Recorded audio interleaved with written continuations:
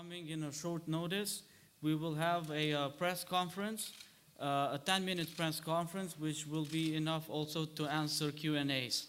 So I will begin by saying that the government of Mare Slova is deeply concerned with the developments in Qumran. At this terrible moment, we are with the people of Qumran, and we continue to be concerned with the developments, with the high level of deaths, displaced persons, and also the damages to infrastructure. From our first press release, you were informed that we have taken all the necessary actions to ensure that we are better prepared for this situation, in case that the situation even got worse with respect to the inflows of refugees.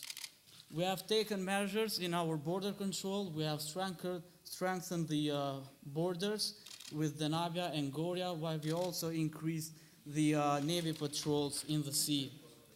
We have also allocated our resources to establish 2 refugee camps and 2 filter screen stations, one in the south and one at the east side.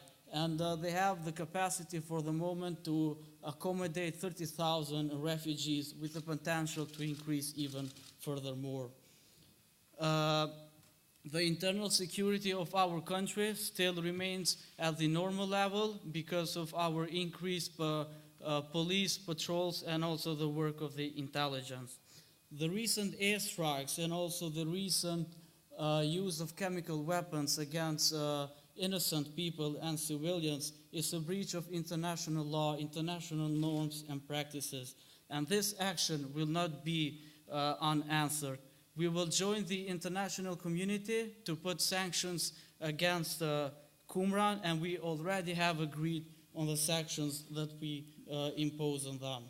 It is important to have a coherent approach. All the CCC countries need to speak in one voice. For the moment, we have Goria, which has absent the UN sections, and also we have Tashmara, which was against these sections. So our Ministry of Foreign Affairs is strongly engaged in talking with all our neighbors to ensure that we speak on one voice, and we also resolve this matter as soon as possible, because high number of civilians are being killed every day.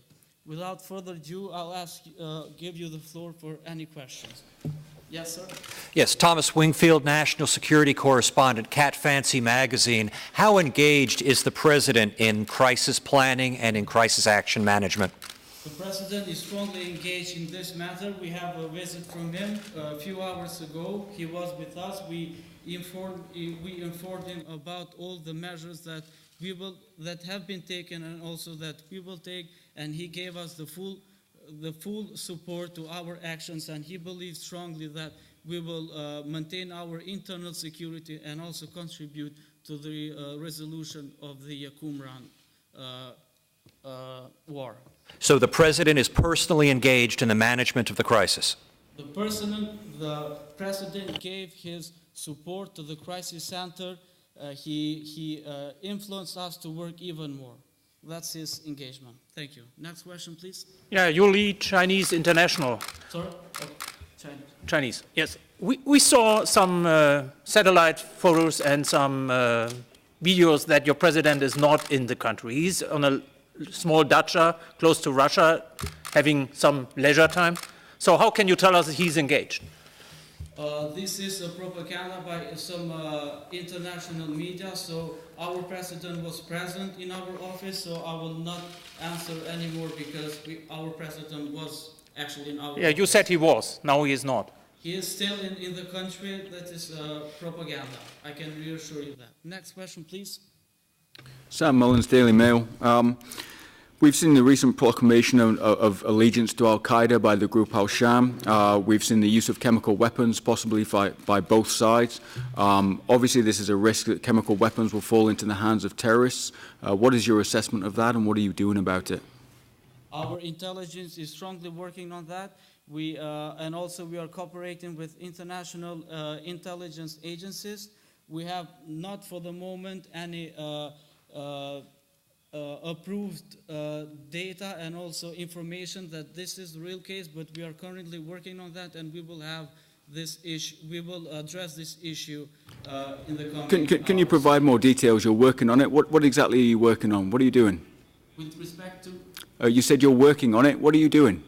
we are currently engaged with all international agencies. We are working that if this is the true case that terrorists are being engaged and also have the possession of nuclear weapons, but this is a very important information and we cannot release this to the press if it's of national interest. One last question because...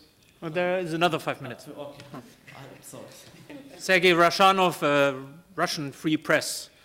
We have seen this morning the chemical weapons as a problem in Qumran. We have not seen anything that Marislova or Dinabia, one of the two neighboring countries, has asked any of the more larger nations like Russia or Ukraine for any help. You are not that rich. Dinabia is not that rich. So why are you not asking for help from some of the richer and bigger neighbors? Or if you have already done and the press is not aware of that, why is it kept Okay, this issue is currently being secret? addressed by the UN. They have the UN resolution and they are dealing with this matter. We have Russia was against the UN resolution. So in this case, Russia has put itself away to intervene in this matter, but we are together with EU and United States and also other UN countries. We are supporting the fight against the nuclear weapons, and also we are currently joining the international community in imposing sanctions and also bans on certain goods to Qumran. Did I understand you correctly? You are supporting to intervene in Qumran? No, this was not my answer. I'm supporting the international community to impose sanctions. This issue of intervention is still being dealt in UN, and as soon as the UN Security Council will come up with a resolution, then of course we will support it. We will support the UN resolution. But for the moment, this is all the information that I can give it to you. And one last question. Yeah, my name is Joe King from Kamersgrad Daily, the largest daily in southern Marislova. We've seen all these reports in Dinabia that their refugee camps are overflowing, and I know in Kamersgrad you're preparing a refugee camp to receive folks from Qumran in our own country. We're worried about all the problems we see in Dinabia. How will we be ready for that in our own country? We have established 2 refugee camps. They are fully supplied and have fully capabilities to deal with the number of refugees. We have provided our support. We have given financial support and also food and other medicine to Dinabia, and we are willing to take the number of refugees where Dinabia cannot accommodate them. We have all the necessary measures to ensure that all the refugees have a shelter, have enough food, and also water. And we are strongly in cooperation with MOI and also MOD, just to ensure that we don't allow any terrorist or suspicious groups to enter our country. You said your camps could only take 30,000 people. Because we have to go back to work, and because this is It seems like a small number to me. Interest, and we will be updated with further information. Thank you so much. Feel free to contact me anytime.